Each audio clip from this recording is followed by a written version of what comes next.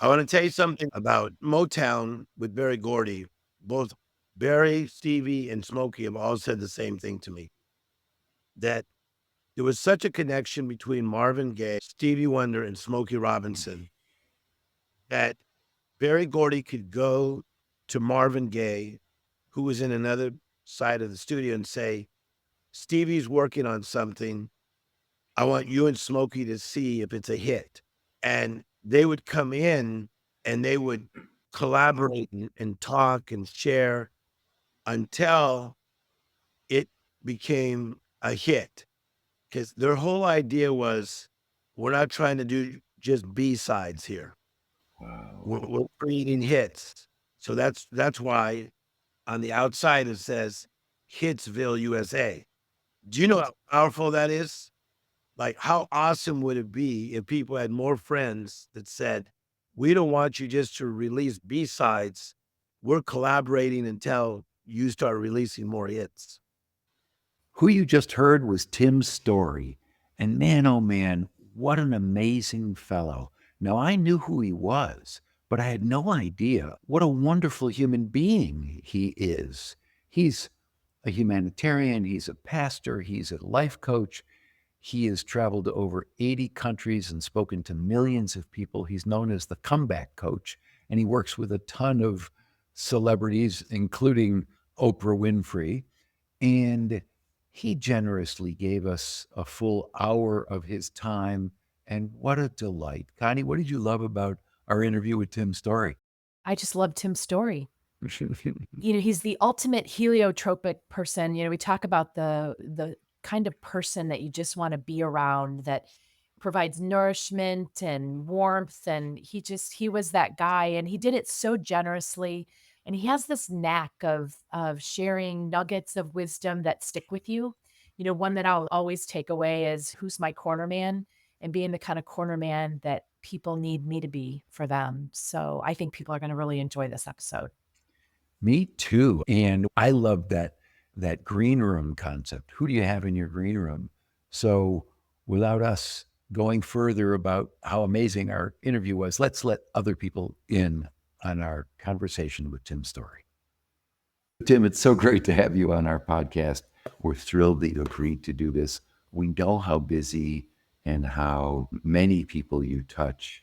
Yeah, I actually, first of all, I woke up this morning so excited, not just to meet you, but to spend time with you. So the magic that I got, because you did your own Audible, which I was thrilled about, just to hear that in your voice and your stories, and to know that we got to experience that magic firsthand today is great. So we love to have you. Most people know you as the guy that helps celebrities, go from setbacks to comebacks.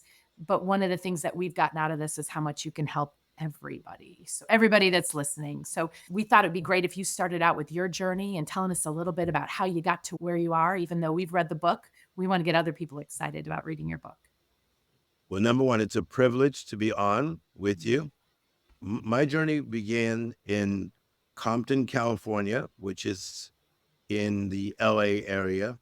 Most people that know about Compton think of inner city challenges. We had the Watts riots, a lot of turmoil in the city that I was raised in. But very interesting that in the midst of like 7 people in a 2-bedroom apartment, I'll never forget my mother said one day, because my sister said, are we like lower class people? Because somebody said that at school. We might be lower income, but we will never be what she called lower class. And it was amazing that even though my mother worked just at a donut shop and had a 6th-grade education, and my father had a 10th-grade education and worked at a place called Beth Steel, they really had a strong work ethic. And they made us believe there was more to life than what we saw. Mhm. I was born into a house of a struggle, but I knew that we were not going to stay there Mhm. because the words and the actions of my parents. It's a great way to start. And we're Well, fortunate to have met you through a friend, Laura Morton. Harry, you want to talk about that? well, I mean, So I was a supporter of this film that Laura Morton made, Anxious Nation, and she said, "You have to meet this fellow Tim Storey." Now, I saw you in the film and I thought, yes, a brilliant dude, life coach, pastor. And what you said in the film about making mental illness less of a stigma and seeing mental challenges and mental illness for young people is just like asthma, and the importance of the village that keeps people healthy and that the system is broke. I just loved what you said. She said, "Harry, you would love this guy." Now, that was a year and a half ago. And it took Hmm. this long for us to connect. And then I listened to your book and then read the book and then listened to another podcast that you did and just was gobbling up your stuff. And I feel like our mission and your mission is completely aligned. Your beautiful metaphor, which I've been using since I heard it, of moving people and ourselves out of the mundane, the messy, and the mad to the magical. So, just so honored that you're here and just share some of your nuggets of wisdom. Yes. And Harry, thanks for taking the time to read the book. I think that the magical is in every single person. So if there's roughly 8 billion people on the planet right now, the magic is in us. I believe it's innate. Mhm. Studies have been done throughout the world on children. Children are magical, no matter the family they were raised in, the country they were raised in. Mhm. Children think of something that is extraordinary, unusual, uncommon, supernatural. A little boy, he might be fascinated with Superman, Spider-Man, Iron Man. A little girl may say at an early age, "I'm a princess," or "I want to have a unicorn party." So what I began to do is look for almost like the innocence lost. Like, what kind of interference or what kind of life interruptions happened to so many people that they lost that magical way of thinking? And so I broke it down into this, is that so many of us get caught up in the mundane, the usual, the normal, the rituals that we have to do. Now, the mundane is necessary because we still have to go get gasoline to keep it going. Yeah. Uh, we have to do chores that maybe we don't like to do, but we can master the mundane. Mhm. But then you have in many people's lives, the messy comes in. The messy is the unkept, the disheveled, the things in our life that are just coming at us one after another. So I think with people not mastering their mundane, getting caught up in the messy, but many times escalating to the madness, the mayhem, the chaotic, Mhm. they lose the magic. They lose the magic. And so in this book, The Miracle Mentality, it's how to recapture the magic in every area of your life. Do you want to start with the mastering the mundane? Because that was something that really caught me this week as I was reading. I told Harry I was feeling a little down and out about some stuff. And then when I read that, I thought, oh, wait a second. I just got to handle this stuff, manage it, and get right back to my magic. And so it touched me in that way. So because I life coach people, as you said in the introduction, Mhm. if there's 8 pieces of the pie, then I will say to that person, if we just have one piece of the 8 slices that is considered mundane for you, Mhm. you have to see that there's 7 other slices that you enjoy more than the mundane things that you have to do. Mhm. Mhm. So rather than putting those things off that are mundane or having a bad perspective or mindset towards the mundane, let's just master them. Let's just be very, very good at our habits of doing things correctly. And it's things like taking your car in to be serviced. It's things Mhm. like going to the DMV. It's like things like going to the dentist when you don't feel like it or going to the doctor. This is where a lot of my top leaders, male and female, they don't like to do those things. Yeah. They want to fight giants. They Mhm. don't want to do things. But I said, let's have a different perspective, mindset, point of view, because your mindset is yours to set. And let's just say that's only one slice. I still got 7 other slices left. And that's really helped a lot of people. What I love about your message, and you use alliteration with such effect, you know, all of your M's and, let me see if I can get it right. Forgive, forget, and move forward, the 3 F's. All of your Yeah. alliteration messages are in any state of mind, whether it's mundane, messy, or mad, you can make a small choice to get out of it in the moment. It's not something you have to Yet, work on for 20 years. I love that. 100%. So I think that, let's say if somebody is in a place where their life becomes messy, it could be in dealing with one of the children, and one of their children is struggling, and it's now a messy state. What we need to do is we need to apply a system of how we get through things. And so if somebody's life becomes messy, I'll say, okay, so let's, number one, let's become awake. We realize your daughter went to college, it's not going as well as you thought. She's having this struggle.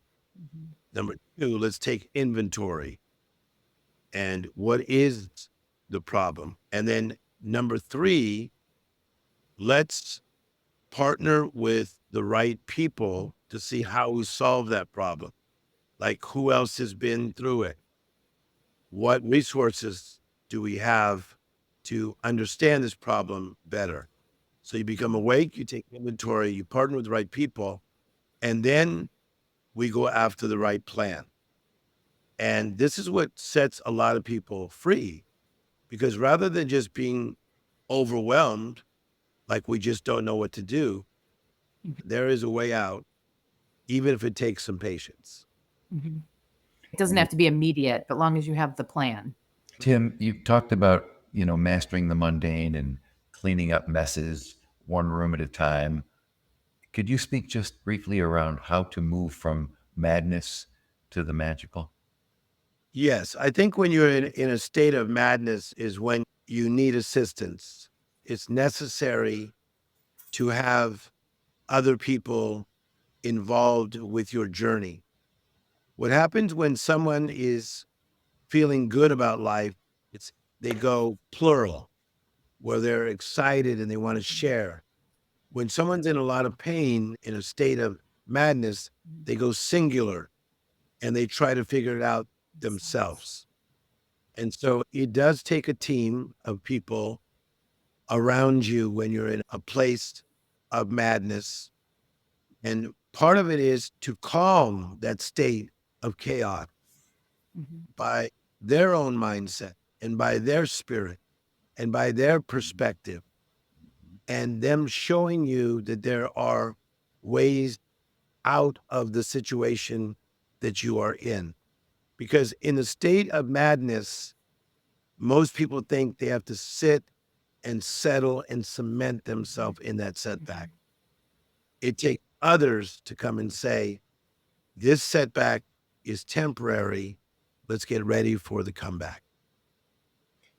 Love that. Beautiful. That is In fact, beautiful. that's one of the things that you talked about in the documentary Anxious Nation. It takes a village when a young person is struggling with a mental challenge. The village Yes. metaphor is very powerful. And it's the Hmm. Yeah. actions that make the difference. One of the things, again, that we love about your work is it's not theoretical. It is all about the doing. It's not about the knowing. It's about the action steps, as small as they might be. Mhm. It's the way that you make it easy for people to do something is really, really helpful. And one of the things that helped is my childhood is that as I now really dialogue with my mother about our early life, because my mother's 93, but she's very strong at Mhm. 93. Yeah. And I will say to her, like, in the midst of the fact that we didn't have that much money, how did we always have like pretty good Christmas presents? And she said, we really budgeted, and your dad really thought ahead that your birthdays were coming up and Christmas was coming up. So I Mhm. love that, because even though they were in a challenging lower income bracket, Yeah. they planned ahead. And then she said, we also had something called layaway. That's true. At every store. You say yes to the item it's yours Mhm. and then takes time to pay it. Right? Mhm. But I saw us move from this apartment and of 7 people, 2 bedrooms, and then we were so happy to move to another part of LA, and we got this 3-bedroom house, but Mm. they were purchasing the house. It wasn't a rental. And then later, you guys, even though it was like 10 years later, we got a 4-bedroom house, which to us seemed like a mansion. Yeah. But the progress, and as Harry, as you stated, the decision to do, and not just the decision to do, but to actually act it out. I love how you talk about this from such honest, authentic personal experience. You don't have, do you know who I am disease. You don't have, you're not intoxicated by fame and fortune. You deal with so many people on the entire spectrum of humanity. And I love that message applies to all at every age stage and demographic. And that's one of the reasons that we are aligned in our mission. This notion of No, being loving and helpful does not matter thank you. where you are.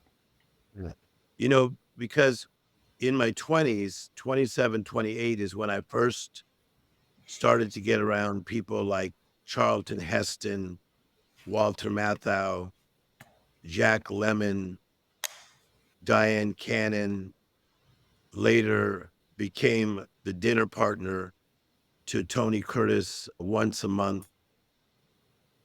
I mean, Mm. that's quite a change from a kid from a lower income family Yeah. to eating at Spago's in the Beverly Hills Hotel Yeah. with the Titans. Mhm. And then 31 is when I started to be around on a monthly basis with Lee Iacocca. From that period till the time that he passed away, he became one of my great friends. And I remember one time Tony Curtis said to me, do you know why we love you around? And I said, I'm listening. He said, number one, for the reason you just said, you're a great listener. And he said, also, people like us like to tell stories, and you're good at taking them in. And then he says, then you have a gift to tell us back the story. Mhm. So Well, with and being around gentlemen, I learned so much. Mhm. well, it's so fun to be around you because, you're a preacher and a pastor, but you don't preach or proselytize in a way that is even remotely off putting. It's so inviting. I was sharing with Ashley and Connie that, the expression, you might be the only Bible someone reads today. Your example is really delightful because you're the real deal in a kind and uplifting and sweet way without heavy handed evangelizing. It's just lovely. I think the way I look at it is that unfortunately religion has become something that separates from one way to another, where I see God as being very inclusive, and that he has many people that he considers amazing and wonderful and spectacular. Some of us have found a different way to him, a certain way to him and a unique relationship. And I honor everyone's unique relationship to God. I've always been that way. And so that's why I don't see myself as a typical, what one would call a religious leader, because I do Mhm. things with Deepak Chopra, with people from all forms and walks of life. Mhm. which we Well, and you absolutely love. we do. Well, it's very inclusive. I think that's one of the things in listening to you speak, some of the speeches that I've seen you do, you're inclusive of all beliefs, but you're also very open about some of the things that you've struggled with. And so Mhm. not just, I mean, your upbringing, I wouldn't call that a struggle, but I think the leaning towards fame and fortune and some of the things that you got caught up in as well. And yet you share that. And I think that makes your message more, people are more receptive to it because they, oh, even he has gotten caught into the things of objects and fame and fortune. Yeah. So for me, I think that, it's been said that we learn primarily through education, observation, Mm. and conversation. So education, observation, conversation. Through observation, you would go to Vidal Sassoon's house and it was over $20 million, and you see this amazing glass on the way Sure. he did the house and this amazing swimming pool. And then to be up in the house of Quincy Jones, which is one of the finest Mm. houses in Bel Air. So when I began to be blessed through companies that I was running and things that I do, I early in life moved to Beverly Hills and had an amazing house and an amazing back house and an amazing pool and could afford cars and had a driver in my 30s. It's an interesting thing because in my own mind, I felt like I was the same person that I was even as in the struggling stage, and in my own spirit, I did. What I found is that if you're not careful, if you don't check yourself, you could almost start to slide into something. Mhm. And I felt as I started to lose touch with the pain of my past and the pain of people, because now so much was done for me. I Mhm. had a staff of 14 people and I'm being pulled everywhere. I was getting over 1,000 invitations a year to speak at various events Mhm. around the world. And as you know, by reading the book, I've now been to about 80 countries. You can almost get a little bit lost. Mhm. And I think I did, not by choices I made that people would know of, but more of the matter of the heart. I just love how honest you are about this journey of ours. One of the things I just heard you say, this had to be a few years ago because you said I'm turning 60 and I'm realizing how much I've just recently learned from my age at 69. I love that we're on the learning journey together and that you speak about Barry Gordy and Smokey Robinson at 80 and 90. I want to be 80 and 90 and feeling and doing Mhm. great and still learning Yeah. this journey of not having it together, this Mhm. journey of how can I be the sun and not the salt today? How can I move from the mundane to the magical today? Well, and And even speaking of, how did you go ahead. he challenged me very strong one time as a brother because Smokey and I are extremely, extremely close. And he just said to me, little brother, just be careful with this city Mhm. because it's easy to fall into traps and places that you did not see coming because not everybody has the same motives as you. Mhm. And it was guys like Smokey and Quincy Jones that were really cool older brothers that challenged me, but they challenged me kind of tough at times. Mhm. But I love having an older brother. I want to surround myself with older brothers and older sisters who are further down the path so they can tell me, dude, let me just remind you, you don't know this, but I do. I want you to be aware of this because I'm always looking for, are there Yeah. more Mhm. secrets? Are there more Mhm. pitfalls, things to avoid? Do the next Yeah. right thing But because we're sometimes going getting to the screw up. advice, yeah, the advice isn't always enough. How did you recoup from Mm. that fascination and that path you had started down and take that advice and then put it into action and kind of find yourself again? I think that I'm going to share a story that I've not shared. So Hugh Hefner wanted to meet me, and so I was trying to get him to just meet me at the Polo Lounge, Beverly Hills Hotel, and that's not what he wanted to do. He wanted me to come up to the mansion. And so I went there, and as soon as I parked my car, the person who was the attendant said, "Oh, Tim Storey, what are you doing here?" And I said, "Oh, I'm here to meet Mr. Hefner." I didn't know that the night that I was going to meet with him and have dinner with him, there was also some type of gathering that was taking place just about an hour after our dinner.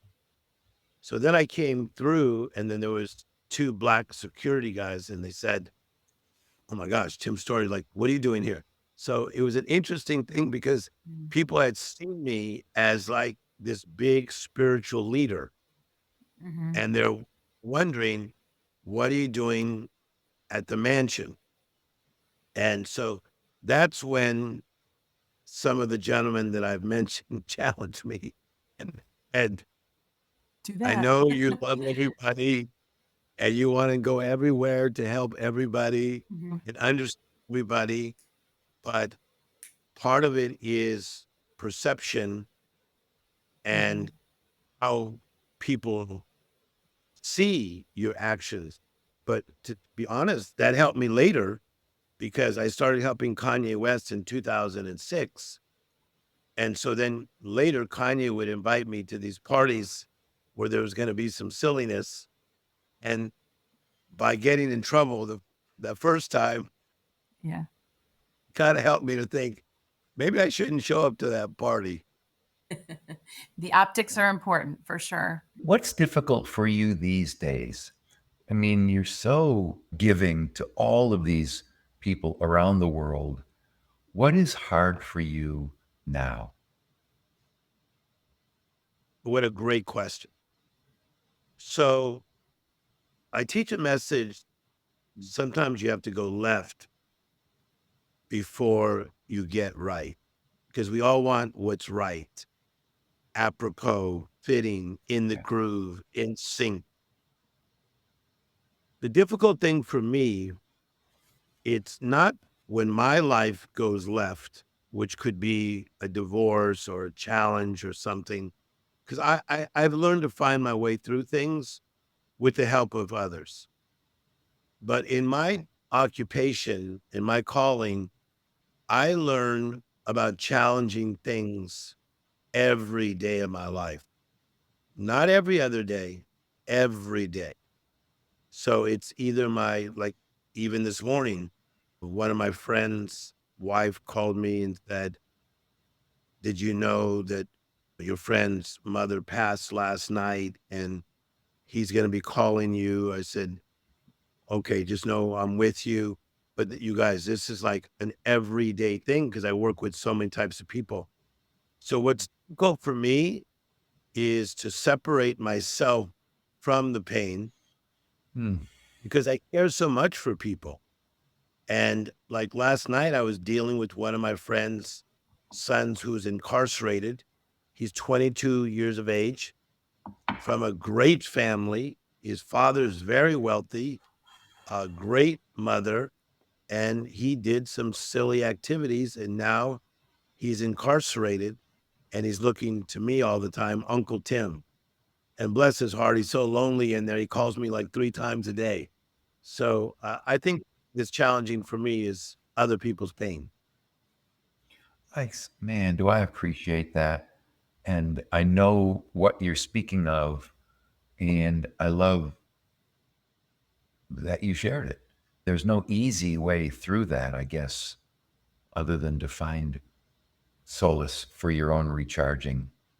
I mean, we both know that helping people is enriching and nourishing. And at the same time, we need to take care of ourselves. So I appreciate what you're saying, really. Did that perfectly. And I think the idea is the recharge. And, even in a biblical way, if I could use one story, Jesus was Please. out there speaking and healing people. And then it would say, and then he retreated to a solitary place to pray. And then he would be doing all these works. And then he retreated to a solitary place to pray. And I have learned to retreat to places that are quiet and enjoy my life. And I do fun things like coming up in the next couple of weeks. I have tickets to go to Wimbledon. I've never been to that tournament. I've been to many, but I've always wanted to go to Wimbledon since I was a kid and I saw Arthur Ashe win Wimbledon. So you guys, that's like that's me retreating. I love that. I was reading one of your, no, actually, I was listening to one of your podcasts this morning, and it was Move from the Battleground to the Holy Ground, Safety, Silence, and Significance. And your point about finding the respite, finding solace, finding a place to recharge. Love that. Let us all remind ourselves to do that. And you can even recharge at Wimbledon. Yes. Really, let's go there for a second because this idea of the battleground is not like being in a physical battle. Mhm. Maybe one would see that's taking place in different parts of the world. But the battleground is not just outside of our homes nowadays, it's in many people's with the challenges of relationships or challenges of raising children or the challenge that maybe someone has with their health in their own home. So it's not just outside. It used to be the parents would say, like, outside of this home, there's going to be things out there. But no, the battle's on the inside many times and the outside. So you're exactly right, Harry. We have to take time to retreat and reset to the holy ground, that place of safety. I'm going to add some S's too: secrets, inclusion, and strength. Adding another S, solace.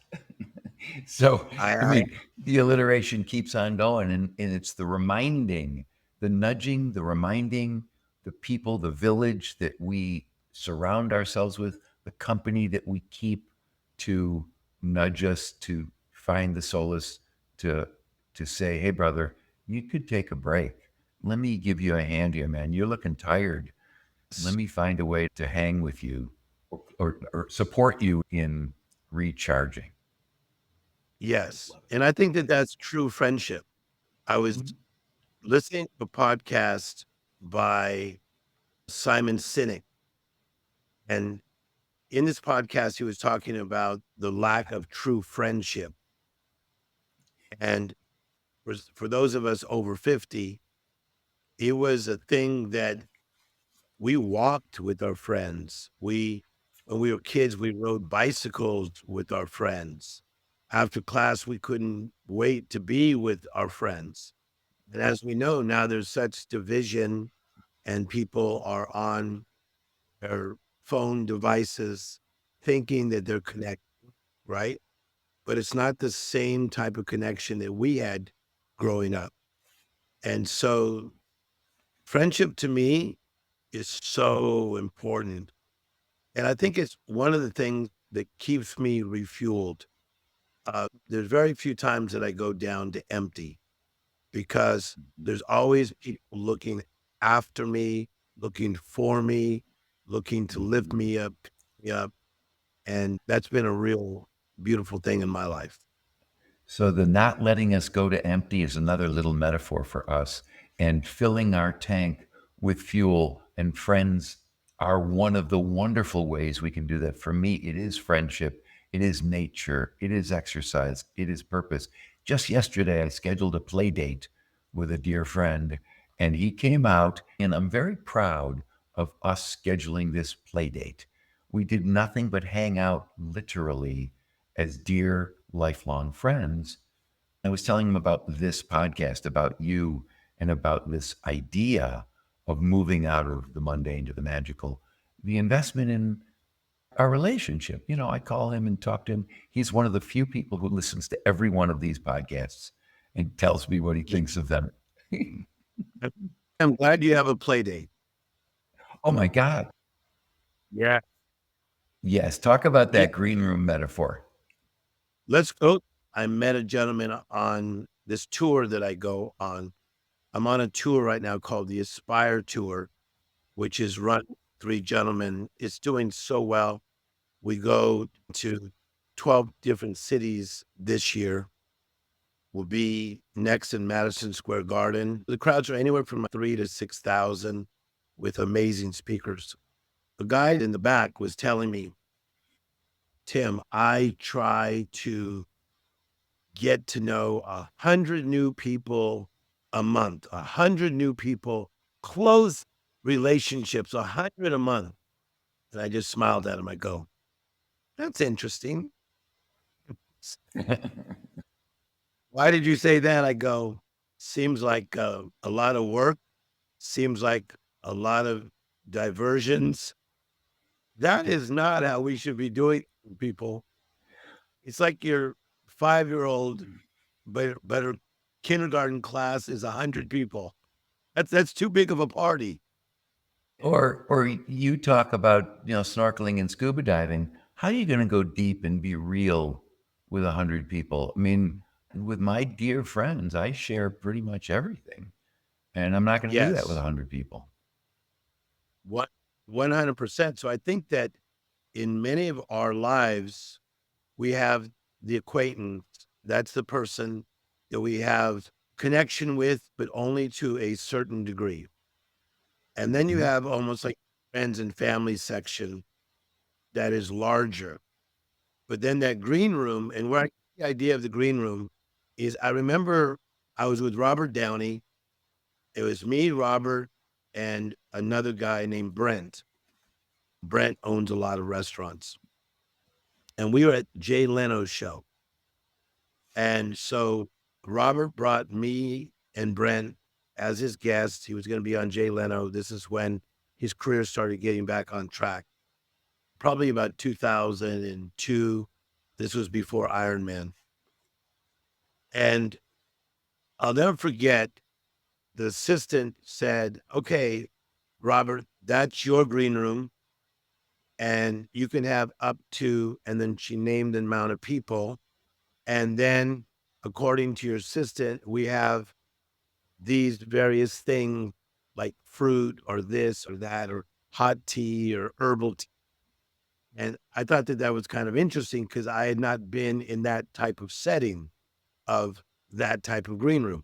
So now I've been in a lot of green rooms, and the green room is for a smaller amount of people.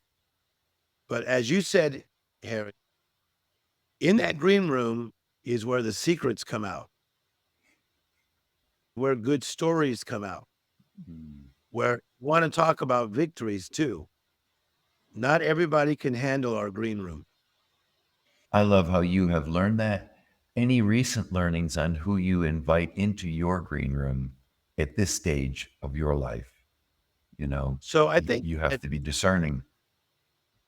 I think one of the things that when Oprah Winfrey brought me into her life in a big, from putting me on the show and then letting me speak with her at various places, putting me on specials, having me at her home, and continuing to do projects with her and getting to train her staff, and just brought me in as a brother.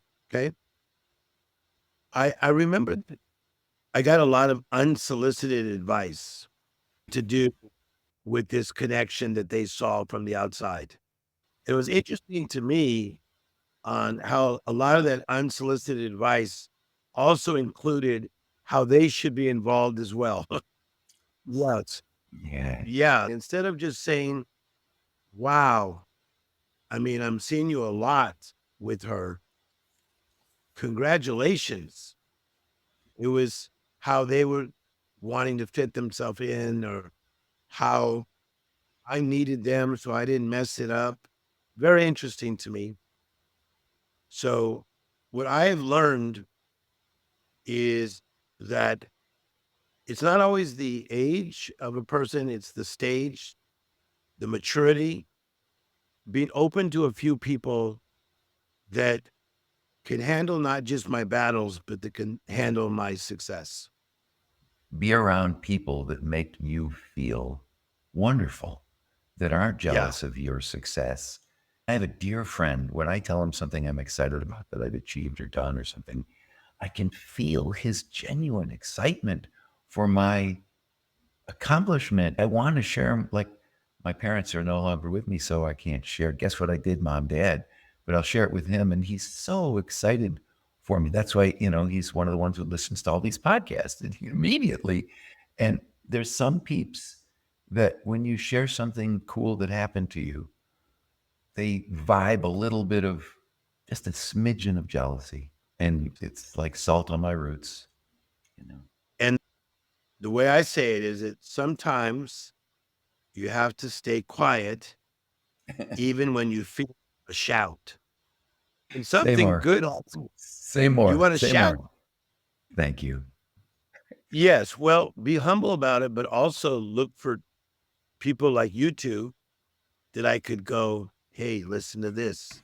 Oprah's going to do another special with me. And you guys go, yes, go. This is Yeah, man. awesome. I'm not adding up. Come to some of her parties are the best. I You're want to tell you such a something. tease. I want to tell you something that's about Motown with Barry Gordy. Both Barry, Stevie, and Smokey have all said the same thing to me, that there was such a connection between Marvin Gaye, Stevie Wonder, and Smokey Robinson that Barry Gordy could go to Marvin Gaye, who was in another side of the studio, and say, Stevie's working on something. I want you and Smokey to see if it's a hit. And they would come in and they would collaborate and talk and share until it became a hit. Because their whole idea was, we're not trying to do just B sides here. Wow. We're creating hits. So that's why on the outside it says Hitsville, USA. Do you know how powerful that is? Like, how awesome would it be if people had more friends that said, we don't want you just to release B sides. We're collaborating until you start releasing more hits. One of the reasons we do this podcast, if not the reason, is we seek out nuggets to uplift us and the world. Surround yourself with people who are going to create hits. Think about Hmm. that. Not just, we talk about good company, avoid bad company, but surround yourself with people who are going to create hits. Wow. Yeah. And you guys, a lot of it was never like for credit. Like Suzanne Bass said to me, who was at one time the vice president of Motown, who's just such a amazing woman. She said, Tim, a lot of times you'll notice that these guys didn't get credit on that song as co-writer. It was them just coming in as real friends, because we talked about friendship, and just collaborating just because they cared and they loved. Oh. Well, the lovely thing about you is that, we know people who name drop and it's gross and it's icky and it Yeah. doesn't feel good. But when you tell stories about your celebrity clients and friends and long, dear green room posse, it never feels to me like braggadocious. Do you know who I am? Do you know who I know? It's, look, these are real people. Everybody puts their pants on one leg at a time.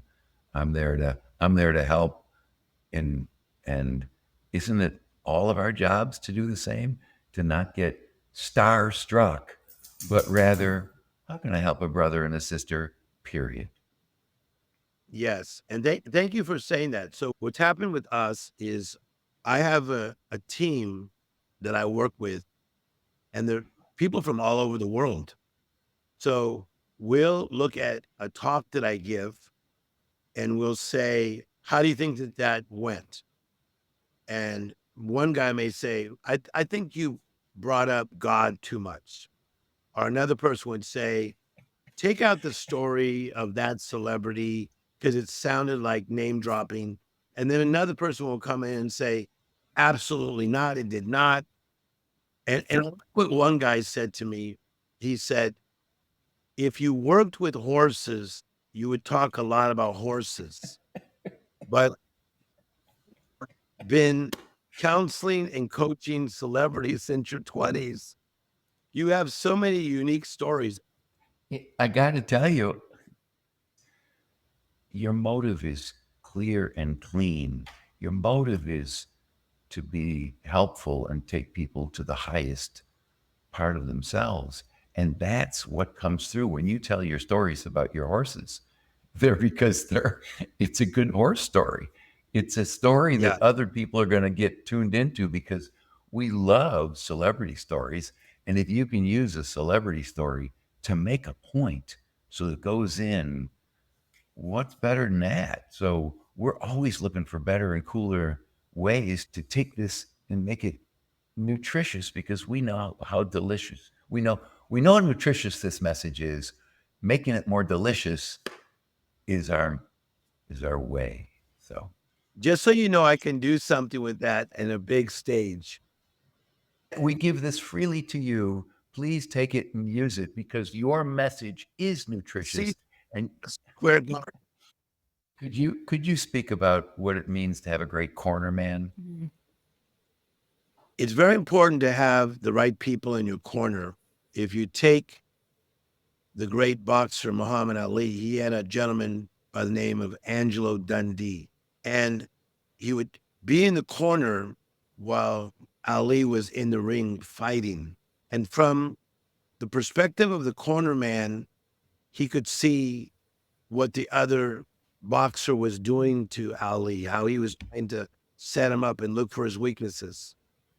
And then Ali would come back to the corner after round one or round two. And the corner man could say, now listen, I see that life is challenging you in this area. Consider changing this, adjusting this. So the corner man is there for adjustments, but the corner man is also there for encouragement. It's already the 11th round. We only have one left. You had it in your last fight. You could do it again. So everybody needs someone in your corner. I loved when I heard it, and I love when Yeah. you articulated it. I want to say something about this idea to both of you about how I still see myself as a humanitarian, even though I work in so many fields, but I also still work with the incarcerated. I work in the recovery space. I'm part Mhm. owner of 9 psychology centers. So I'm out there with all types of people on a daily basis. Just about a year ago, one of our celebrities that we all know got himself in trouble. And this one will not name. So I they called me to this mansion that they were just renting out for him to work through his challenges. And I met with this person.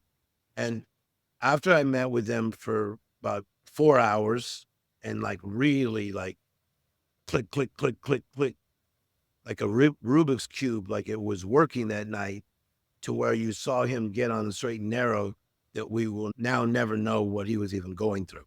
Okay. But otherwise, it would have been something public and not good just because of the way he was acting out. Manager walked me outside and he said, I don't know how you usually get paid. And the manager is a kind of a happy, funny guy. And he said, I have 20,000 in this pocket and 20,000 in this pocket. And he goes, well, since you're an inner city kid, I'm going to show you that I really have it. And he went like this, pulled out a stack here and a stack here. And one of those old money clips were on both sides. He goes, it's not my money. If I was you, I'd take both. So I was in there for 4 hours. And so he said, here, take $40,000. I said, I don't want any of it. He says, it's not my money. I said, no, I don't want any of it. I said, because I came because I saw a person that needed help. And I'm glad he's better. And then I drove off. Now, this is quite common in so many things that I do. And I think that's one reason that life gives me some interesting assignments. It's about motive. What is the motive? The motive for me, guys, as you feel, is I've always wanted just to use whatever my gifting is to try to make someone's life better. Which is why you are in our green room.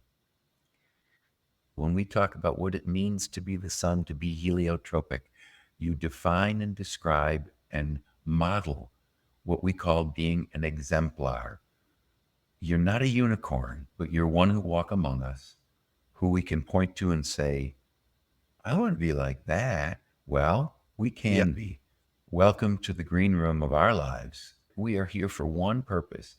I'm at that late stage of life. I'm on the way back 9, and I want to do this right up until the end with people like you. Yes. Well, I'm going to challenge that you're on the way back 9 because you're not. Because let's look at Quincy Jones in his 90s still working. Okay. Let's look at Gordy in his 90s still working. I'm seeing a whole different trend now. I was talking to a very strong leader who's 78. And I said, when are you going to stop? He goes, Tim, I'm good. I'm flowing. I'm in a flow. Well, I really practice this stuff like everything that we talk about is for us, as far as I'm concerned. We can't do this enough. We can't take care of ourselves and our loved ones and our kids and our family and our community enough. So if I'm not taking care of myself, sleeping right, eating right, exercising, and loving my loved ones, I'm not doing anything right. So I know you get this because you both live it and talk about it and try and help as many of the 8 billion as possible. Yeah. Let's just keep doing it. And if you ever come to Detroit, we're in Detroit. If you're ever visiting your brothers and sisters in Detroit, I'd love to give you a big hug, dude. I have a feeling you might be around Rochester or Bloomfield. In that No, area. I'm in Ann Arbor. I actually moved out to a lake in Chelsea. It's west of Ann Arbor. I live in the woods. Good. The woods are healing for the soul, right? I take my forest bathing walk every morning with my dog, YOLO. You only live once, to remind me of what's most important. You know that being around nature, being around loved ones is as healing as being around good food, good water, and good purpose. Yes. So, Harry, it sounds to me that you agree with me that the miracle mentality is a reality, that we can live with a mindset, a perspective, a point of view that believes that life is still extraordinary, even in the midst of challenges. 100%, not even 99.9. And it is our mission to not just live that, but to remind people that that's available to everyone, no matter their circumstances. Tim, the book Miracle Mentality has meant a lot to a lot of people. And when you talk about miracles, sometimes it's about making them happen yourself, not just finding them. Can you tell us a little bit about how people do that? Yes, I think that some miracles, they come to you, and then some miracles, they come through you. Mm. And the through you idea is every day I wake up, I have a choice, and my choice is what I call the law of the harvest. So I want to harvest beautiful, extraordinary things in my life. So the law of the harvest is you have to plow the ground. You then plant the seed. You water the seed, and then you get the harvest.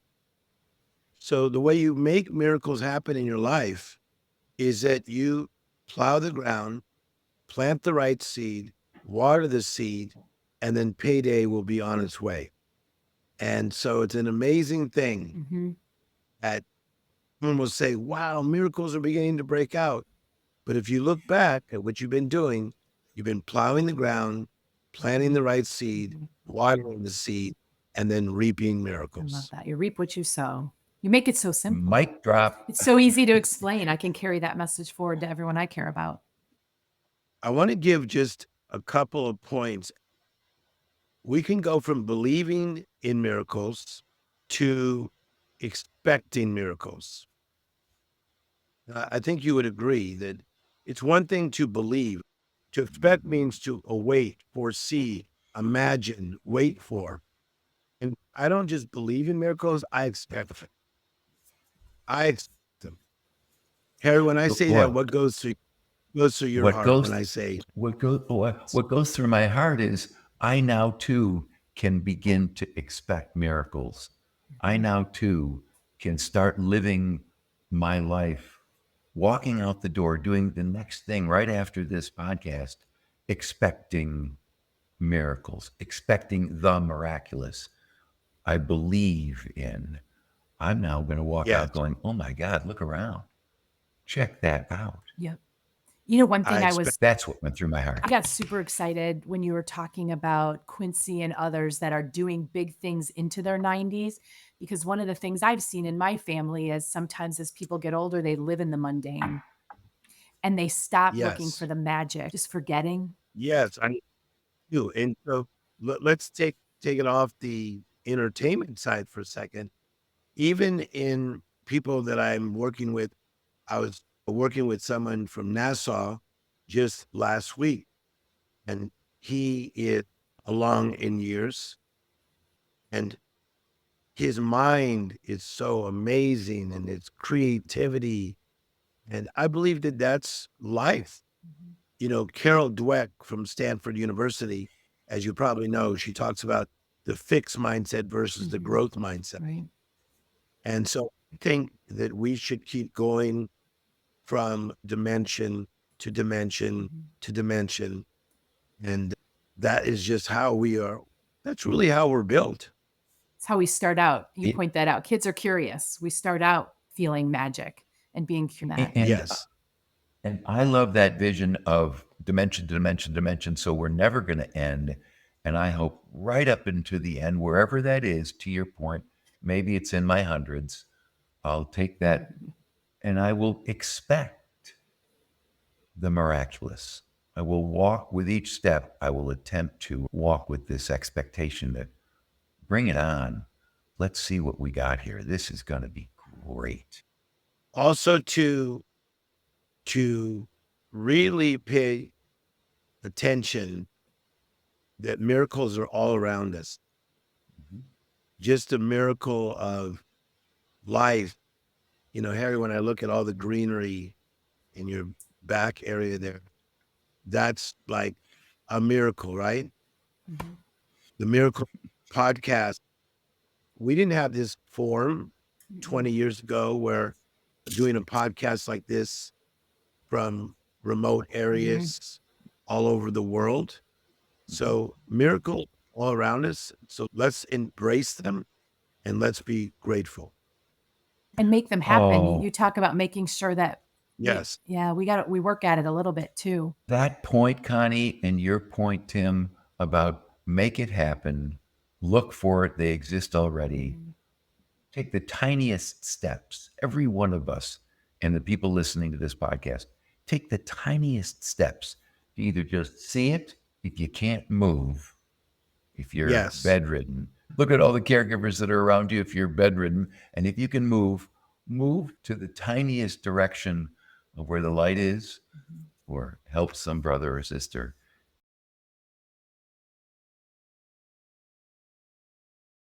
Tim, you've been nutritious and delicious. Thank my you. brother. You see the soul connection and the motive of there's more of us out there. And Yes. so I'm very optimistic about where this world can go because of us get together for the good of good. Mhm. It's beautiful to be on the podcast, and I look forward to our futures together. Us too, very much so. Thank you, Tim. Thank you.